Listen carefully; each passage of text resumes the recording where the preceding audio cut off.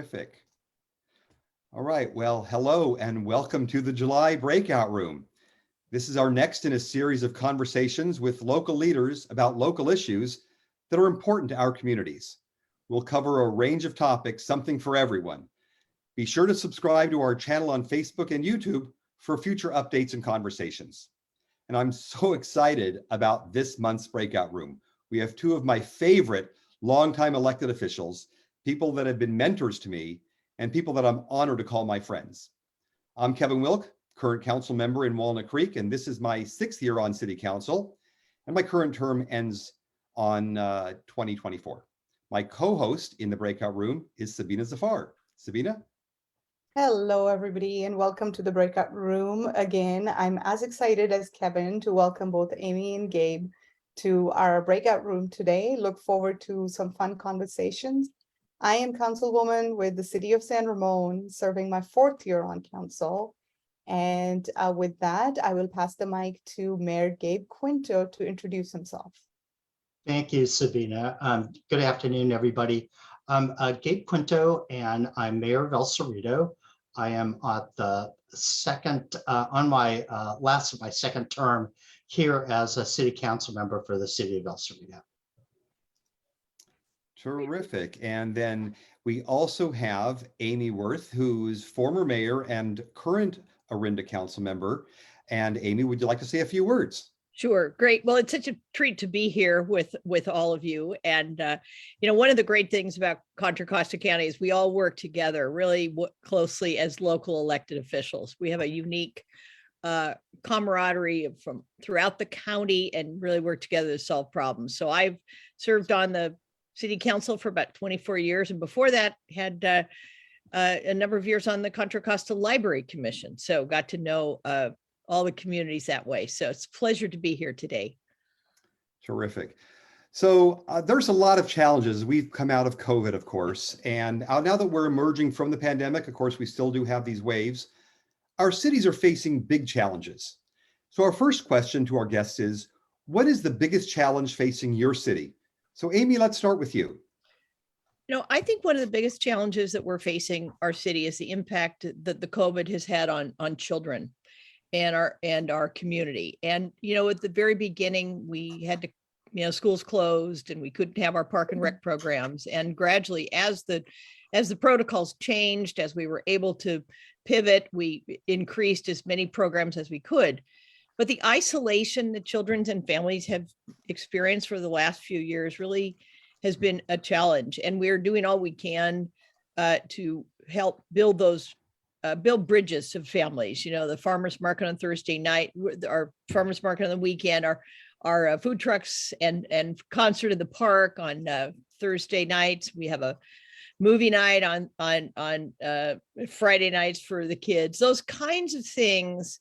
We have a pretty small budget, so financially we have not suffered the extreme, sales tax loss that a lot of communities have. But I would say the impact on families and working to try to help bring folks together and overcome that isolation that particularly the young people have felt. Terrific. Gabe? Yeah, Kevin, our biggest challenge right now for El Cerrito is recovering from the pandemic and maintaining financial stability. And definitely COVID threw a wrench at us where we are facing significant financial challenges over the last few years, and COVID made it worse. So in 2020, the city implemented a financial response plan, which included huge budget cuts, reduction in staffing, implementing a restructuring or the organization, and implementing financial discipline. So we were one of the cities that we were state audited, and the truth came out on all that. So we had to fix it. So the good news is by fixing it, our city's in a healthy financial position right now with a positive reserve fund, at least 17–18%. And this is a first time in many, many years. This is the first time we did not use a TRAN and that is a huge thing that you see many cities on this side of the bay doing. We did not do that this year. So looking at that and looking at the real estate transfer tax that I passed back in 2018, the voters were with me on this, and thank goodness for that. With our housing prices at an all-time high, that has saved El Cerrito from bankruptcy. So you're looking at a lot of cities in this part of the bay trying to put a real estate transfer tax in just in order to survive. Thank you for that. So Mayor Quinto, jumping off of that, I wanted to start with you and ask, how's your city handling the need for additional housing, including affordable housing? Well, we're one of the few cities in West Contra Costa that is building housing for all. And with that, we have made our RENA numbers when it comes to very low and low income housing, also for just middle housing.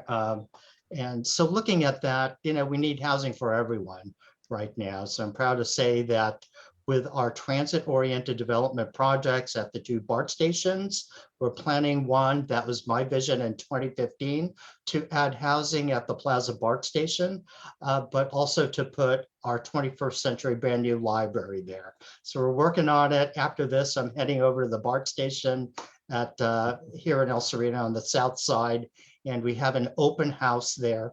BART is in charge of this project, and I wrote a letter in support of the state grant, and we found out from President Salzman yesterday that we are getting $24 million through this grant, which will improve and create this plaza development and make this a reality. So I'm really excited about that. So we're working together with BART and the developers, but making sure our house is in order. So if we ever have to do a bond measure for our new library to build that out, we will be in top shape to do this in the future. Awesome, congratulations. Thank you. Councilwoman Worth. Yeah, thank you. Thank you so much, Sabina. That library project El Cerrito was so exciting. And I know it's been a long held desire and goal for the community. And it's going to be wonderful having it on that site, because it'll be so accessible to many people, and a wonderful anchor for any kind of investment in the area. Housing is, as you know, is a huge challenge. We talk about the COVID accelerating trends. One of the things it's done for Central Contra Costa, as you know, is housing prices have just skyrocketed. And Orinda tends to be mostly single family homes. We do have some condominiums. We have several affordable home communities for seniors, and we're building another one right now. The community church just got approval from our planning commission to build 50 new units. We also have some moderate below market sale units that we developed several years ago for teachers on the old Pine Grove school site, along with a Pulte development. But I think one of the biggest challenges for all of our communities is having many different levels of housing available for residents. And we've been working for the last couple of years in our downtown. We've had a Connect downtown redevelopment plan. We have a lot of older buildings from, the 40s and 50s and 60s, and the community, it would really like to see housing in the downtown, whether it's for, empty nesters that want to stay in town, or younger families that want to return to where they grew up. So we submitted our draft housing element last couple of months ago, which includes significant potential rezoning for a number of parcels in the downtown that would provide the framework for building additional housing over time. And over the last 25, 30 years, we've done a lot of public investment. So we built a new library, redid the downtown street so it's more conducive to bike and pedestrian use. And now we're looking towards the private sector to do housing, mixed use development. Our residents are saying this is what we want. I look at the 3 cities that are joining me on this call: Walnut Creek, San Ramon, and El Cerrito, and you all are doing fabulous work. And we are eager to be part of that. And again, with the BART station, although it's a different BART station, it's surrounded by freeway, but our downtown is completely walkable to BART. So that's one of our big goals, and connecting bike and pedestrian to BART too. That's great. And of course, Amy, you've been mayor several times, and I remember reading about you and some of what you've done with BART and transit and transportation through the tunnels. It's been terrific. And it's interesting because I think we all grew up in this idea of this 3-bedroom home in the suburbs, and you can drive 2-car garage and everything, but that's not how it is now. When I talk to my own kids, they want to live in an urban area. They want to be able to walk everywhere. My daughter now lives in San Francisco. She doesn't even have her car there. Yep. And my son wants to live in like a downtown Walnut Creek kind of an environment where he can walk everywhere. So it is a different change. And it's great to hear that Orinda is doing that as well. And, one of the things I think it's probably affected all of our communities is the accessory dwelling units. And we find that this is very popular in our community. And so, children are able to stay there and raise their families here, or you can provide a variety of housing. So that's the other piece of it too, for adding housing. But you're right. My children, when they were younger, they loved taking the BART out to Walnut Creek and taking the free county connection downtown so they could go Still shop. free. I know it is. Go. They love All it. right. Those 12-year-olds, they're very smart. I'm also glad you mentioned the empty nesters, because as those of us, are in big houses and the kids leave, it's like we want to live more of a fuller life, and we don't have those options in a lot of those cities. So we totally do housing for all. Right. No, So the third absolutely. question.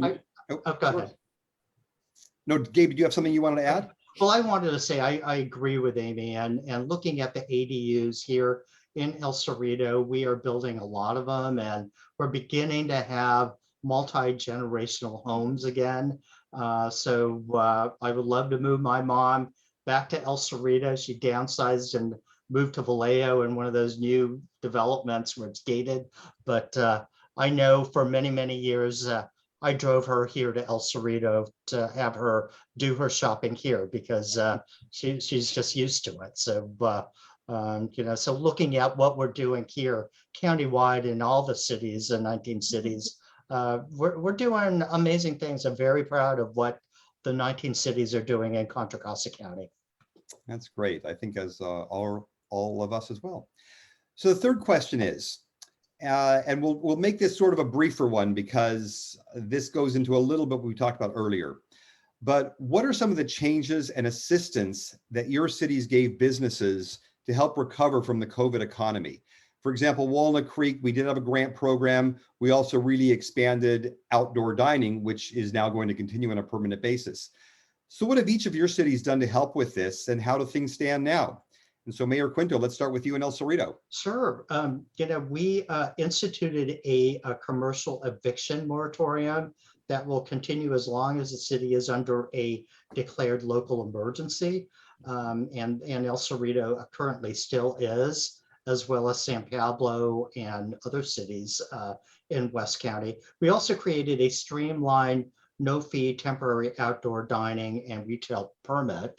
And within that, the application for 3 categories of outdoor dining and retail, the use of outdoor private property, the use of sidewalks, and use of public parking spaces. So we're getting people outside to eat outside, to be, and many of our restaurants in El Cerrito are supporting that, and they've done that. And I know I've seen that in Walnut Creek and San Ramon as well. So I think that's the way to go. We planned on doing that anyway, but fast forward and COVID, created this opportunity that we can have more outdoor dining. So I'm really excited about that. The Chamber of Commerce are working with our local businesses to understand their concerns and issues and point them to the right direction for assistance. So we have a very active economic development committee, and it's a group of volunteers that are residents and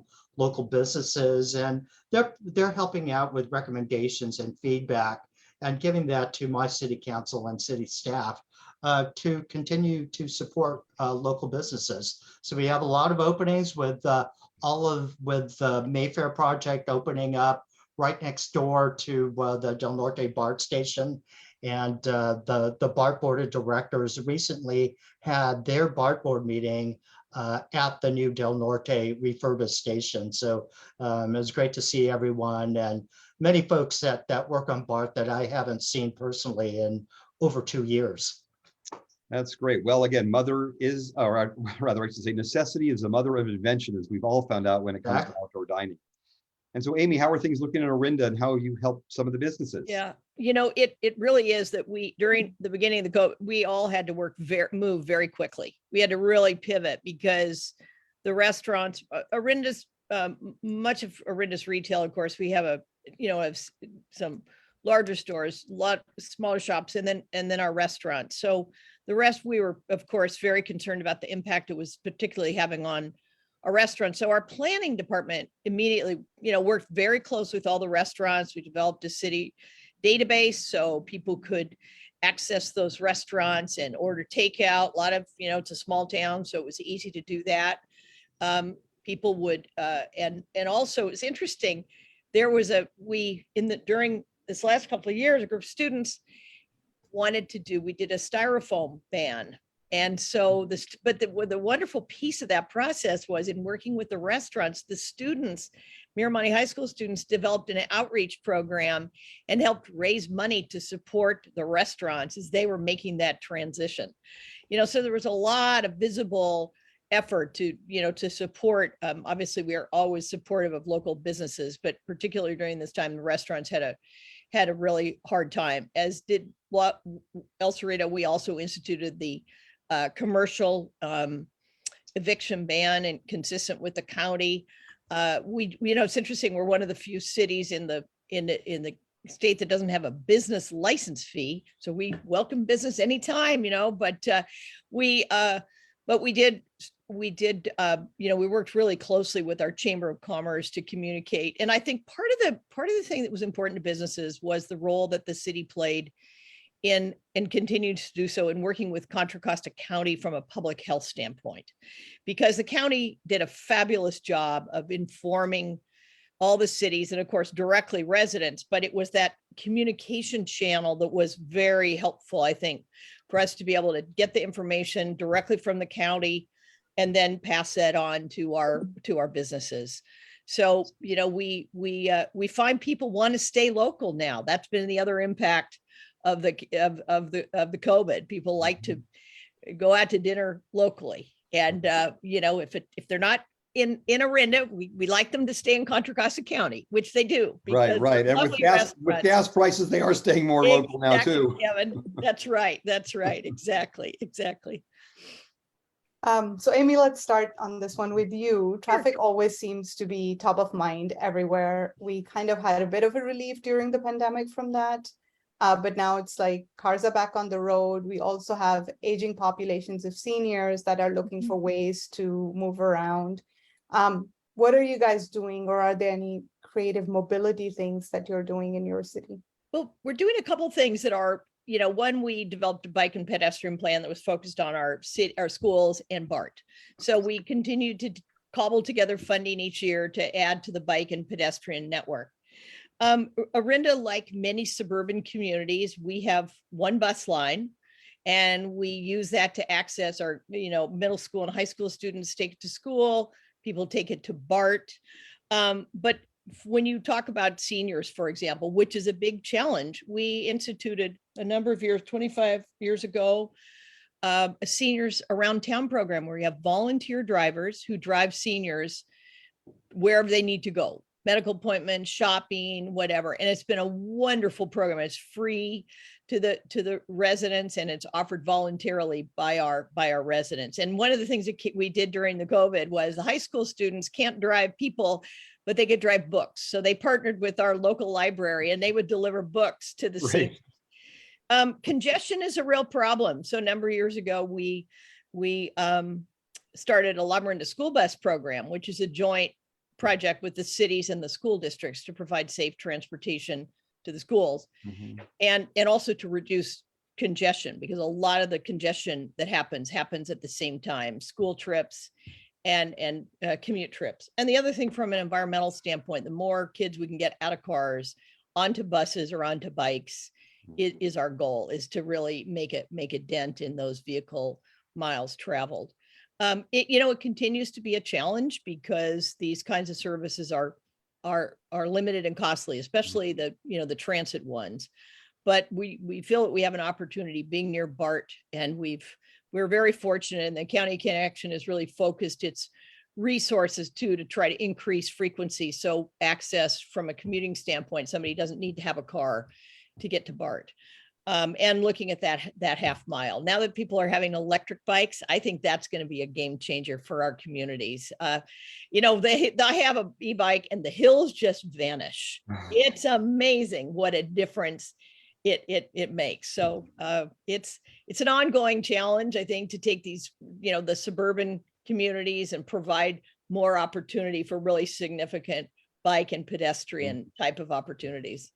Yeah, I'm glad you mentioned that because I just test rode a scooter and an electric bike today that Yes. as part of the Contra Costa Mosque Yes. program San Ramon is rolling out.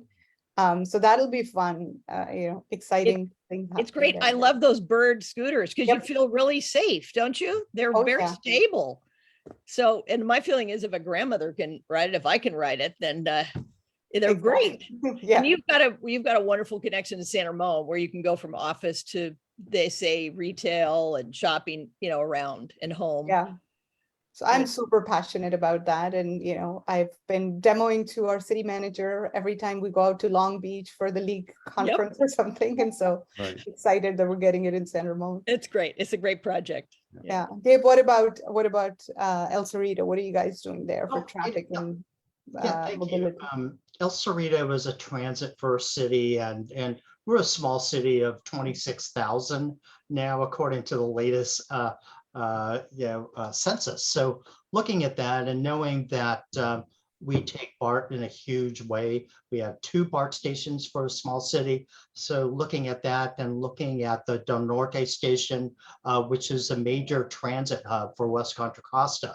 So we do have the city complete streets plan, and we are working and updating the San Pablo Avenue specific plan. That's our main street, but it also is a highway. It's old Highway 40 back in the day, and looking at that and creating housing on the avenue. So we're seeing a lot of changes there. And with that is a new generation of commuters that are paying less rent or purchasing a condo on the avenue and walking to the BART station or taking AC Transit to the city. We have those double-decker bus that are soon to come back online. COVID stopped that, but that will take commuters. Many of our residents are coming in from San Francisco and Oakland. And these are folks that have had it with city life, the high crime, property crime, having their cars broken into all the time. So they're coming to Contra Costa County, and they're coming to your cities as well as mine. And so we're getting the commuters that know how close it is to live here in El Cerrito and to take BART to Oakland, to Berkeley, Emeryville, and San Francisco. We're also, they're also in the process of, and Amy knows this, on the future of unclogging the 80 freeway, which is gridlock. It's one of the oldest freeways. You can't put any more lanes there, but what we can do is support Pinole and Hercules multimodal transit system, adding Amtrak station there and adding a ferry boat there eventually. So we're working regionally, and this is what I love about our county and Amy Worth's many years of leadership on transportation and transit. West County is on board on this, and looking at that and looking at the changes in BART. The new trains are in finally, and I'm excited about that. 50 years ago, June and September 10th will be the 50th anniversary on BART, and I took that first BART ride with Nixon back in the day. Wow. Wow. There's a story for another broadcast. I'll have to bend your ear on the next one, that one, to hear it. So I want to quickly get to some of the fun stuff here as we are in the midway at the summer point. So we got about a month to go before kids start going back to school. what are just a couple of things? Let's try to do this in 30 seconds each so we can wrap this up. But what are a couple of things that are happening in your city over the next month that you'd like people to know about? And I'll start. In Walnut Creek, we've got Arts Round August that are starting up within the next week, which actually starts with our first Wednesdays, where there's a whole party festival downtown on the very first Wednesday on August 3rd, starting at 5:30. And then we have a lot of arts exhibits around Walnut Creek, including the well-known painted pianos that anybody can come play pianos. And there's a lot of events that are happening regarding the arts. That's Walnut Creek. So Amy, let's start with you. Well, terrific. Well, as I mentioned, Orinda, we love being outdoors. So this summer we continue our, picnics and music in the park, and our farmers market every Saturday morning, which is a fun place to come. I heard about one father who took his son to the BART station, got on BART, took BART to Orinda, and went and got ice cream at our favorite Lord's ice cream, and went back to Marin County. So a lot of kind of small town things to do, and we just love having people in the community also coming to our library. Our library is open full time 6 days a week, and we welcome folks that want to come there and enjoy a cool place to read and relax. And the other thing that's kind of fun in terms of arts, Orinda Arts Council has worked hard to provide art in the community. So our big bellies that are our trash receptacles, we're painting those, and some of the utility boxes, which is fun because it just creates a sense as a pedestrians walking through town, they just get a sense. And then our Art in Public Places has a rotating sculpture exhibit in front of the library and in various points in the downtown, and really fun for people to come and just enjoy that whenever they come. So summer is swimming time in Orinda, and a lot of kids are finishing up the swim season in the next few weeks, and school starts before you know it. So it's been fun, and I'm the top, but nice weather here. It's not quite as hot as it is some other places, so people enjoy the outside. That's great. Sounds like Orinda's a fun place to be for the summer. And quickly, Gabe, got about a minute to go. What's El Cerrito looking like with events? Well, coming up, we have National Night Out, and that is August 2nd, where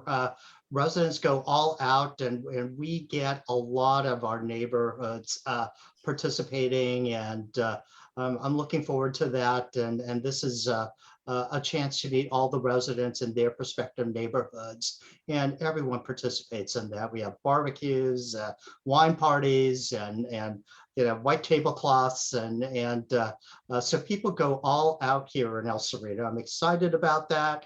We just had our 4th of July festival, the World One Festival, over the 4th of July. And that was exciting, and our whole town showed up for that because, we had to cancel that the last 2 years because of COVID. So folks are ready to get out and have a great time and enjoy the neighborhood. And we also have a very active Parks and Recreation department. And we have folks in Berkeley that love swimming in our swimming center because it's much better than what they have. So the tennis courts as well. And we're excited to have so many of our residents participate in pickleball as well. So a lot of great things happening, and we're waiting and excited for Indian summer to come out and some warm weather. Yeah. Wonderful. And then in San Ramon, we have a summer concert series every Sunday. And so we'll continue to have that through August. On actually July 31st, we'll also have Bollywood, which we brought last year. And that summer concert with Bollywood has been, very popular in San Ramon as well. So we're, trying to make it more of a across the board traditional bands that are coming out as well. We do dive-in movies, so you can swim in the pool and watch a movie in San Ramon. What we're also part of is called Picture This, which is a Tri-Valley coalition, which is putting frames all around the 5 Tri-Valley cities, San Ramon, Dublin, Pleasanton, Danville, and Livermore. And you can go and take a picture. We have about 8 locations, I believe, in San Ramon. So you take a picture behind that frame and you hashtag it. So that's going to be fun for residents to do throughout the Tri-Valley as well. So with that, I'm going to say thank you to our guests today, both Amy and Gabe. and Kevin for being an awesome host as always. Our next breakout room will be coming up next month, and we look forward to seeing you. So subscribe to our Facebook page, watch our live feed if you didn't get to watch the whole program. And with that, thank you so much. Thank you. It's a pleasure to be Thank you. together. Thank you. All right. Enjoyed Thank it. you, everyone. Thanks very much for having me.